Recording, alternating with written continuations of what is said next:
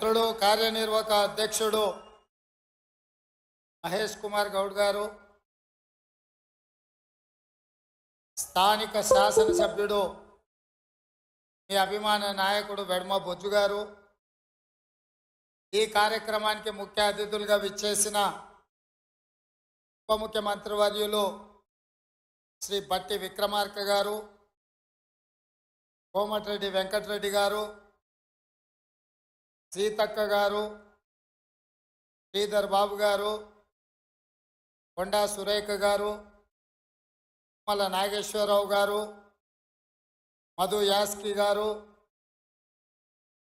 మిగతా చాలామంది పెద్దలు, అదేవిధంగా శాసనసభ్యులు, శాసన మండలి సభ్యులు, వివిధ హోదాలలో పార్టీ నాయకత్వము, జిల్లా పార్టీ అధ్యక్షులు, మండల పార్టీ అధ్యక్షులు, గ్రామశాఖ అధ్యక్షులు, ప్రాణ సమానులైన పార్టీ కార్యకర్తలందరికీ కూడా హృదయపూర్వకంగా నమస్కారాలు.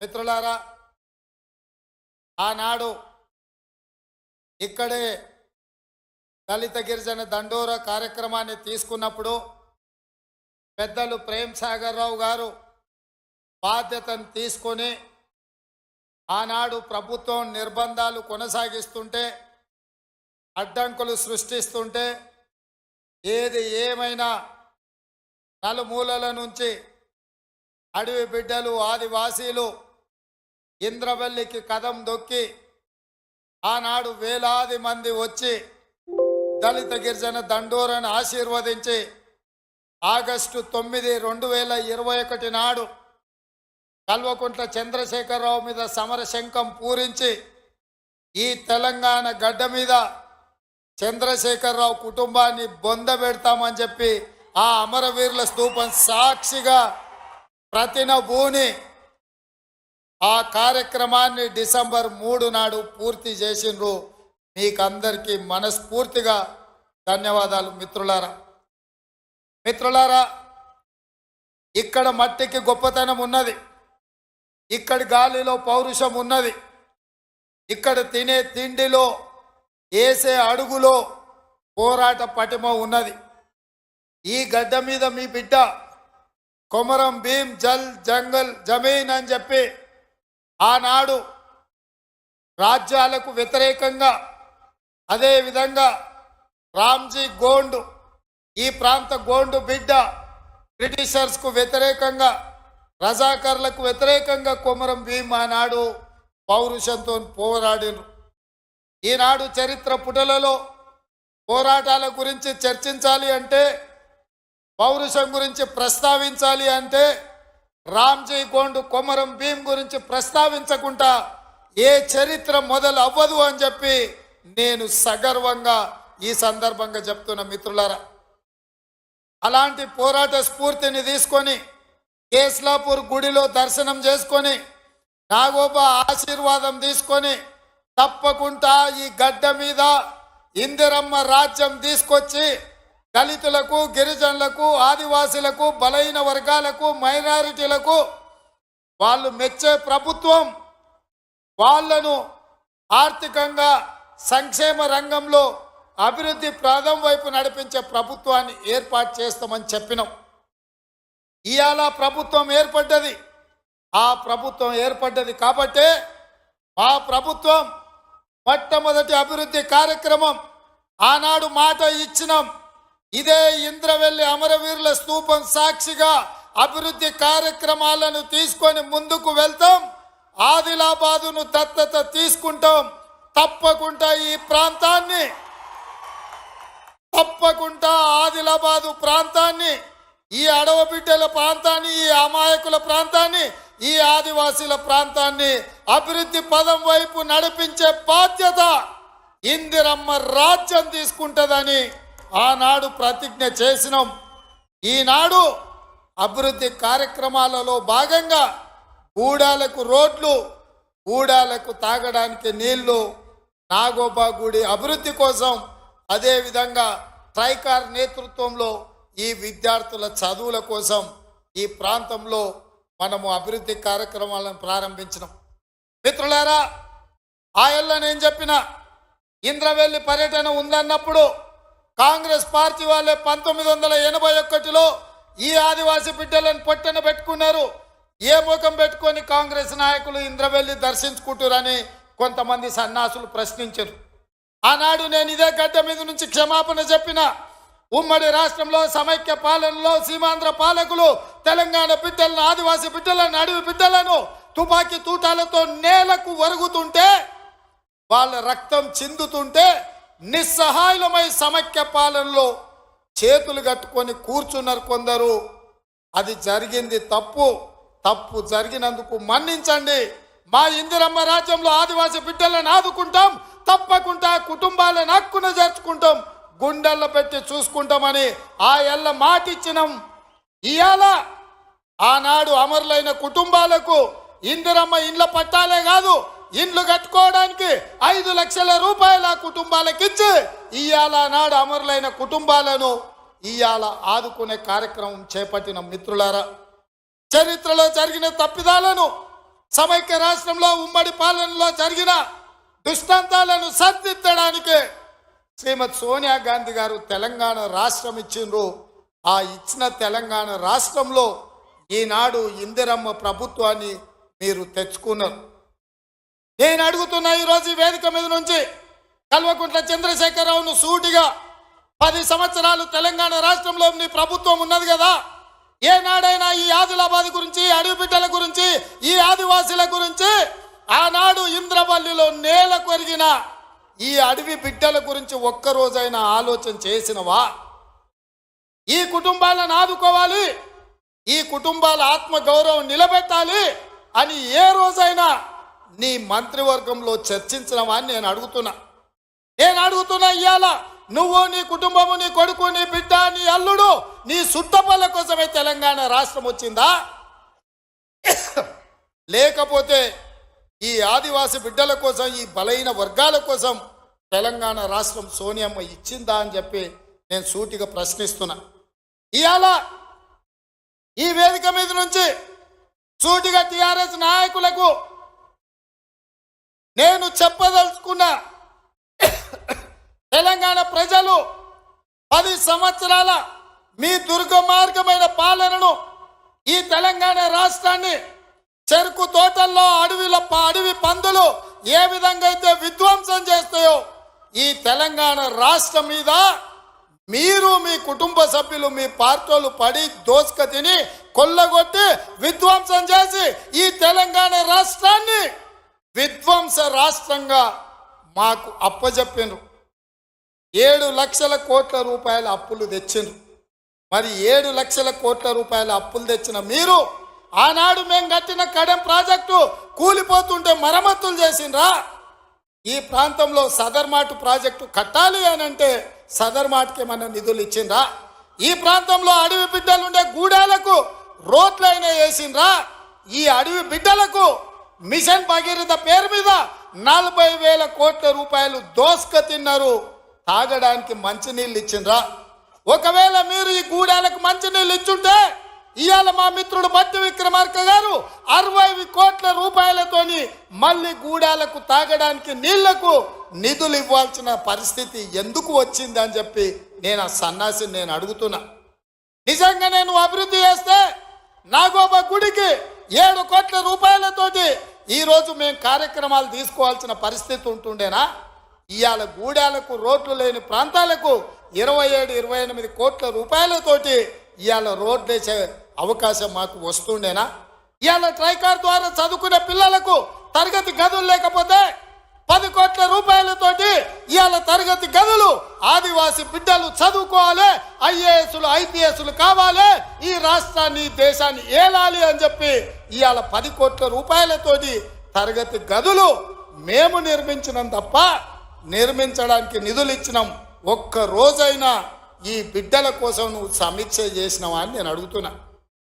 ఎంతసేపు నీ బిడ్డలు, ఎంతసేపు నీ దోపిడి, ఎంతసేపు నీ ఫామ్ హౌజులు కట్టుకోవాలన్న ఆలోచన తప్ప నీ కొడుకుకో బిడ్డకో ఉద్యోగాలు ఇవ్వాలి, పదవులు ఇవ్వాలి, ప్రజలు బండకేసి కొడితే మళ్ళీ శాసన మండలి సభ్యత్వం నీ బిడ్డకు కవితకిచ్చినవు తప్ప తెలంగాణ ఆడబిడ్డలకు చదువుకున్న పిల్లలకు ఉద్యోగాలు ఇచ్చినవా అని నేను అడుగుతున్నా.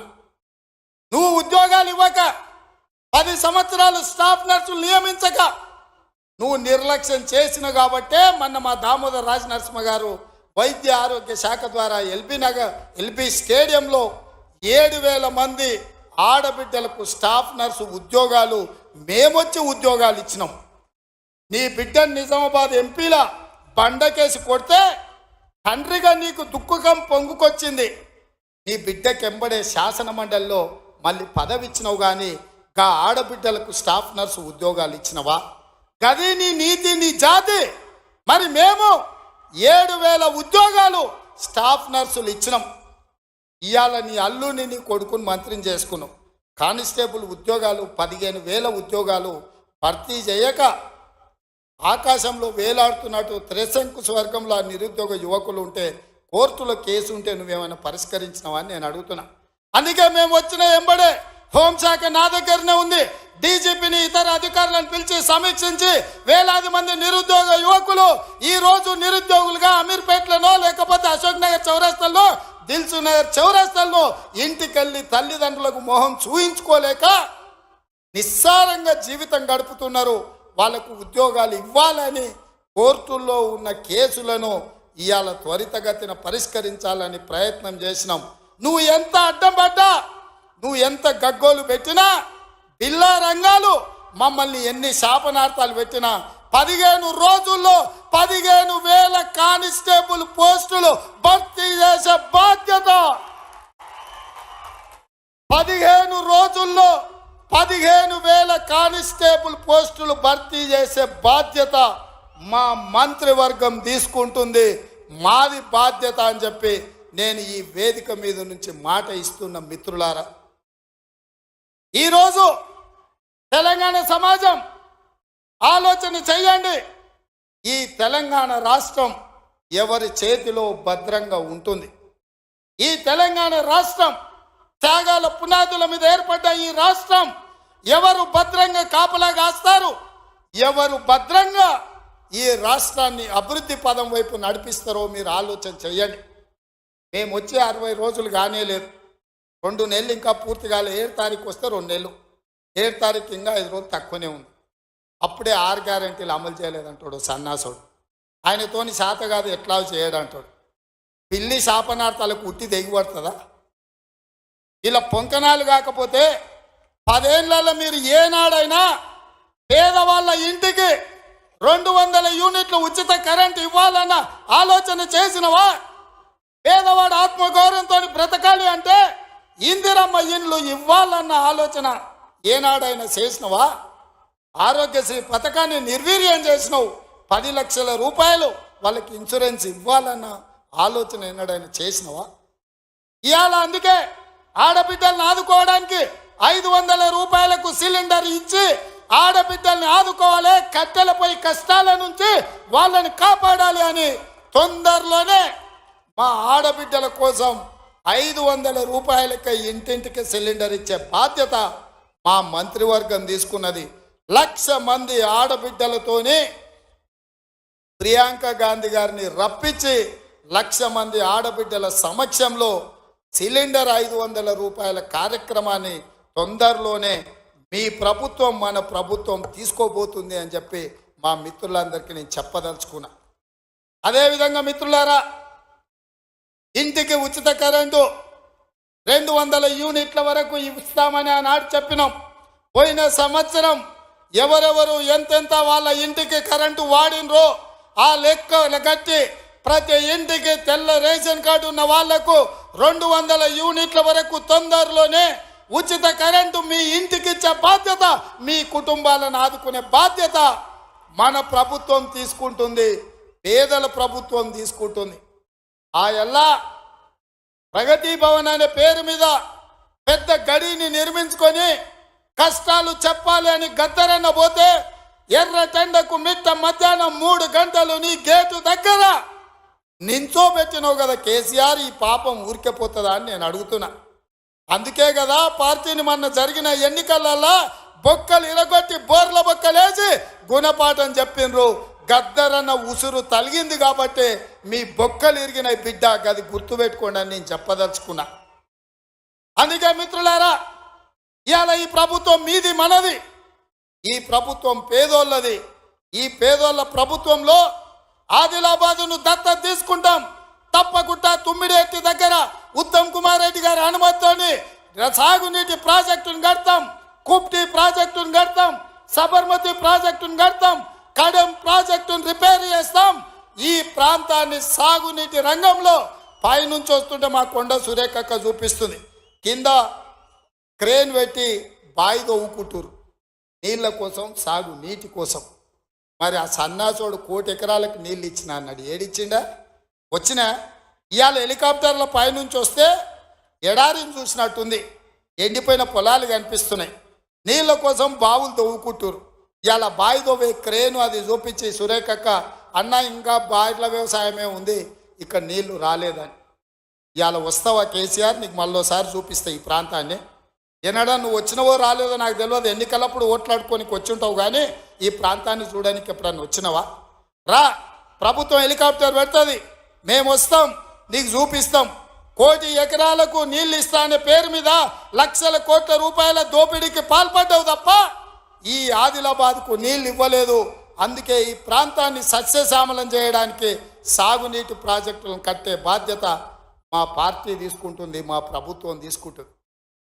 నిన్న మొన్న మాట్లాడుతున్నారు వాళ్ళు 3 నెలల 6 నెలల కేసీఆర్ మళ్ళీ ముఖ్యమంత్రి అవుతాడు, ఈ ప్రభుత్వాన్ని పడగొడతామని. నీ అయ్యా ఎవడరా పడగొట్టేటోడు? పడగొడతారా? ఎవడు కొట్టేది?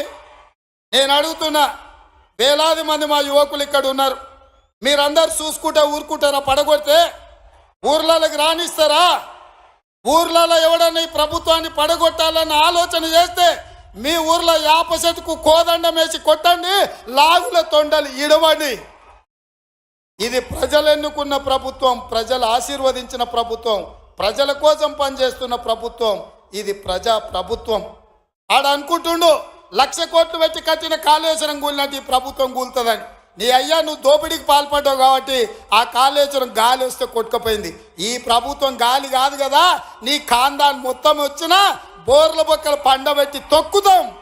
ఎవడని ప్రభుత్వం పడుతుందనో 6 నెలలకో 3 నెలలకో కేసీఆర్ ముఖ్యమంత్రి అవుతాడని చెప్పిండంటే మూతి పండ్లు రాలుతాయని నేను చెప్పదలుచుకున్నా. ఇక మన చూసిన నిత్యానంద స్వామి అని ఒక ఆయన ఉన్నాడు, తెలుసు కదా మీకు అందరికీ. ఆయన ఇక్కడక్కడైతే లాభం లేదని పోయి ఎన్నో దీవి కొనుక్కొని దానికి రాజు అని ప్రకటించుకున్నాడు. ఇక కేసీఆర్ సంపాదించిన అక్రమ సంపాదన ఉంటే పోయి ఏమన్నా అడవిలో పోయి ఎక్కడన్నా పోయి దీవులలో పోయి దీవి కొనుక్కొని దానికి రాజు అని ప్రకటించుకోవాల్సిందే, లేకపోతే ఆయన ఫామ్ హౌస్కి ఆయన ముఖ్యమంత్రి కావాల్సిందే తప్ప ఈ తెలంగాణ రాష్ట్రానికి మళ్ళీ జన్మలో ముఖ్యమంత్రి కాదు కదా, మంత్రి పదవి కూడా కేసీఆర్కు రాదని నేను చెప్పదలుచుకున్నా. నువ్వు చేసిన పాపాలకు నువ్వు పాపాల భైరవుడివి. ఈ నిరుద్యోగ యువకులను, ఉద్యమకారులను, అమరవీరుల కుటుంబాలను, రైతులను, దళితులను, గిరిజనులను, మైనారిటీలను, మహిళలను నిలువు దోపిడీ చేసి నిలువున ముంచిన నువ్వు, నీకు సిగ్గన్న ఉందా మళ్ళీ పదవి కావాలని అడగడానికి? నీకు కొంచెమైనా రోషం ఉన్నదా అని నేను అడుగుతున్నా. ఆయన మాట్లాడుతున్నాడు 6 నుంచి 8 పార్లమెంట్లు వస్తాయి. ఏంటికి వస్తే మళ్ళీ 6 or 8 ఇస్తే మోడీకి అమ్ముకుందామనా? మొదటిసారి 12 ఇస్తే మోడీకే అమ్మినావు, రెండోసారి 9 ఇస్తే తీసుకుపోయి మోడీకే అమ్మినావు. మారు బేరగాలి కాక ఈడ ఎంపీలు కొనాలి, ఈడ ఎంపీలు గెలవాలి, ఢిల్లీకి వెళ్ళి మోడీకి అమ్ముకోవాలి. దీనికోసమేనా నీకేసేది? నేను ఇవాళ సూటిగా కేసీఆర్ని అడుగుతున్నా. ఈ దేశంలో ఉన్నాయి 2, ఒకటి ఎన్డీఏ కూటమి, రెండోది ఇండియా కూటమి.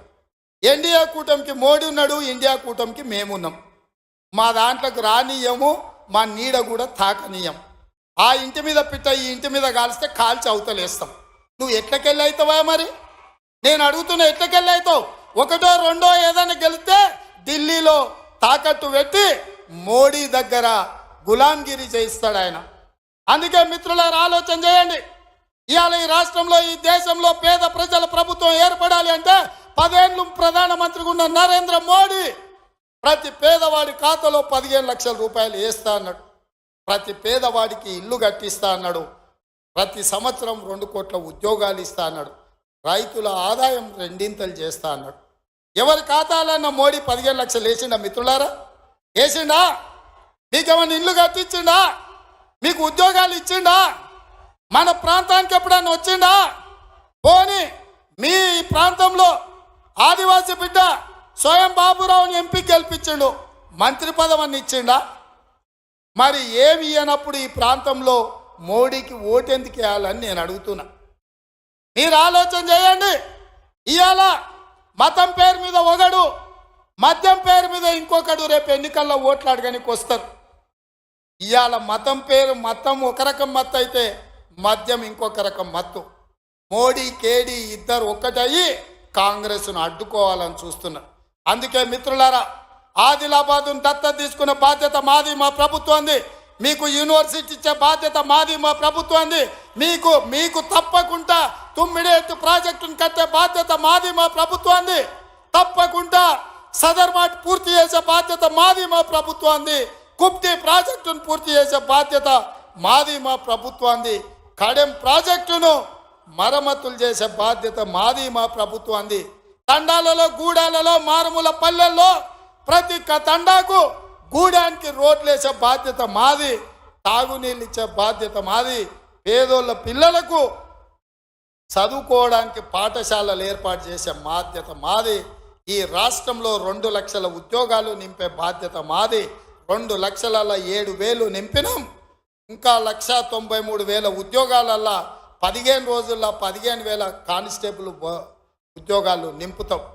ఇవన్నీ చేసే బాధ్యత మాది.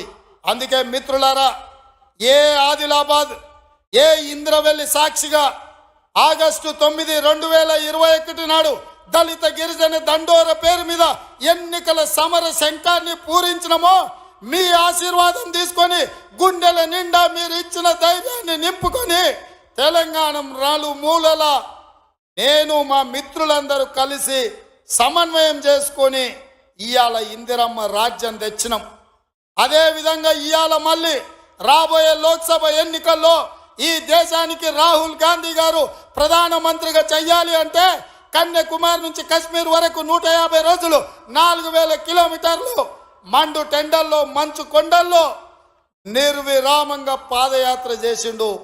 ఇవాళ మణిపూర్ నుంచి మహారాష్ట్ర వరకు యాత్ర చేస్తున్నాడు. అలాంటి త్యాగం చేసే నాయకుడు, వాళ్ళ నాయనమ్మ ఈ దేశం కోసం ప్రాణం ఇచ్చింది, వాళ్ళ నాయన ఈ దేశం కోసం ప్రాణాలు ఇచ్చాడు, వాళ్ళ అమ్మ ఈ దేశం కోసం పదవి త్యాగం చేసింది.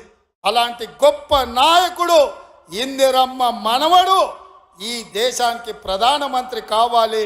రాహుల్ గాంధీ ప్రధానమంత్రి కావాలి అంటే ఆదిలాబాదు గడ్డ మీద కాంగ్రెస్ జెండా ఎగరాలి.